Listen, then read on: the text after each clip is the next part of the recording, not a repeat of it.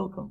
In this session on natural deduction, we'll explore the semantics of validity. Let's consider or recall or compare the idea of something being a theorem. So when in natural deduction, when we write with no premises, we write a formula, what we mean is that this formula is a theorem, and that is, you can always rely on it from having no premises. And the method that we had was we used a proof in natural deduction. When we have these are syntactic concepts, and we're working within the natural deduction framework. When we were in propositional logic, so for a proposition, what we wrote was we had a double bar on a psi. And what we meant approximately was that psi always evaluates to true. And instead of that colloquial, what we had was imagine that we have a truth table that captures all of the atoms in the formula. And that is for every row number I, we had the formula evaluates to T. And that was how we wrote the semantics of this. Now, what can we do in predicate logic? We no longer have a finite length truth table, and we have to do something. So what is the idea that we have? Well, the idea in propositional logic is that no matter how we assign truth variables to the atoms, truth values to the atoms in the formula always ends up evaluating to T.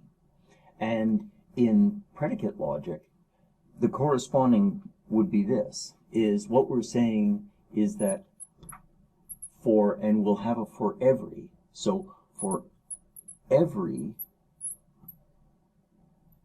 model M with, if we need it in order to capture the semantics of the formula, we may have a lookup table. And let's say that models all of the function symbols and all of the predicate symbols that are in the formula. So for every model that captures all of the function symbols and all of the predicates, so this is a statement in our meta logic, which we're imagining to be something like Zermelo-Fraenkel set theory. We're saying for every model, we have the model entails with its lookup the formula. And this is a strong statement. On the propositional side, we are saying every time we look at a row in the truth table, it evaluates to T. Here we're saying that no matter how we assign the model, the truth value of this formula always ends up being T. So we would have to make this argument within our meta logic. Let's think of an example. And one example we might have is a conditional statement. We might say that if there exists a y such that for all x, some relation between x and y holds, we can deduce that for all x there exists a y such that that relation holds. And this is a statement that we know how to prove in using logic, and now what we're doing is we want to make that as a semantic assertion. And when we put this symbol in, it's as though we're jumping out of logic and we're jumping into our meta logic. Now what we would have to do is say, let M be a model such that this is true. And if this is true, we would have to argue within our set theory that this is true. So it's not a very complicated argument, but it is one that has to be technically correct and it has to be made. Let's think of a counterexample. Well, a counterexample is the converse of this material implication.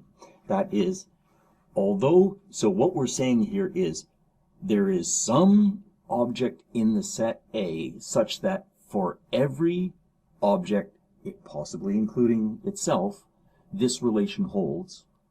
That implies that for all x, there is some such object. And it's basically, in our meta-logic, we can say, well, if we pick it out here, and it applies here, then it applies here, and then we can reason it out.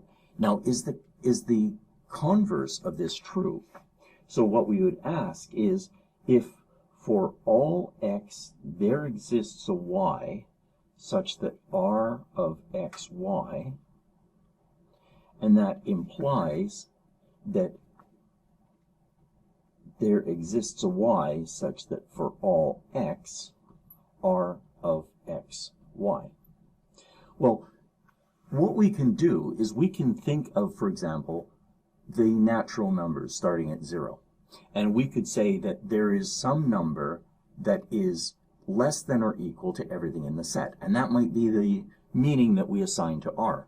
And is it true that there is a number that's less than or equal to everything in the set? Well, yes, the number is 0. Now, here, for a counterexample, all we would have to do is find one model in which this antecedent evaluates to t and this consequent evaluates to f.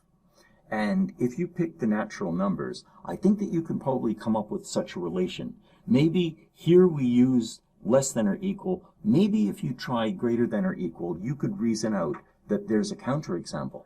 And because there's a counterexample, we would say that it is not true that that semantic entailment holds. And we would say that this statement is valid in natural deduction, and this is not a valid statement in natural deduction.